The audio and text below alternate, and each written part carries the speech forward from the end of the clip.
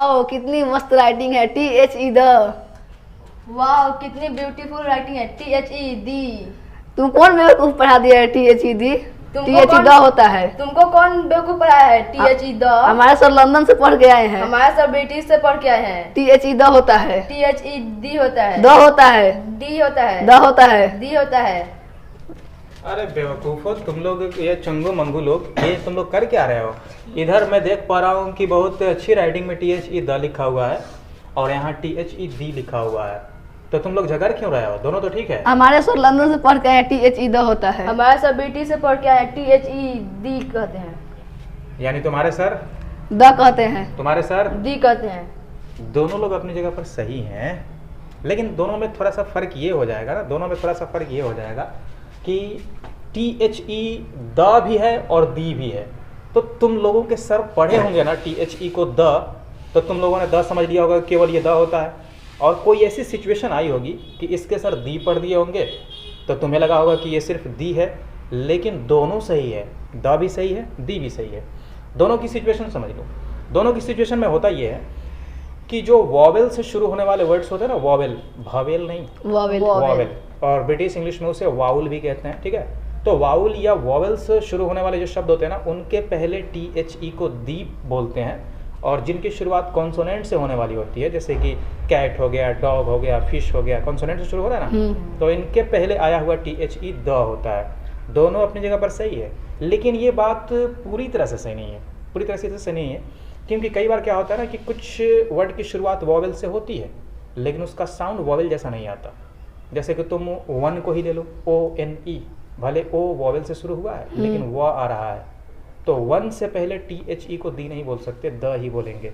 जैसे कि MA को ले लो, MA, देखने में तो लगता है कि M कॉन्सोनेंट है और द MA हम बोल दे, लेकिन गलत हो जाएगा, DMA बोलेंगे। क्यों?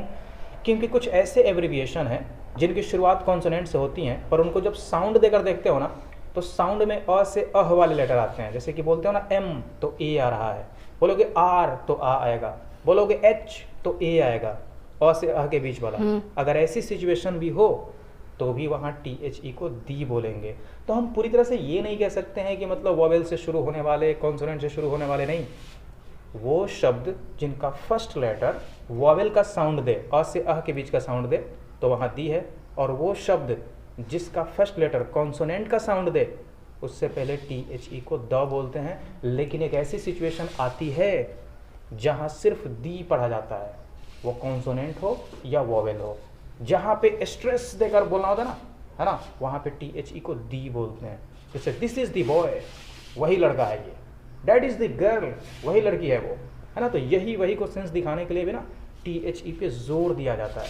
कई बार कमेंट्री सुनोगे, क्रिकेट मैच वगैरह देखोगे, कमेंट्री सुनोगे, तो कई बार कमेंटेटर THE को दी ही बोलता है, क्योंकि वहाँ पे वो प्रेशराइज्ड करता है, स्ट्रेस देकर बोलता है। और जब भी स्ट्रेस देकर बोलना हो ना, तो वहाँ कॉन्सोनेंट मत देखो, वाउल मत देखो, कॉन्सोनेंट साउंड मत देखो, वाउल साउंड मत देखो, बस THE को दी बोल सकते हो। तो तुम लोगों ने सिचुएशन नहीं जानी और झगड़ने लगे कि THE द है, ये झगड़ने लगा THE दी है ना। सिचुएशन अलग अलग होती हैं, तुम दोनों के सर अपनी जगह पर सही हैं।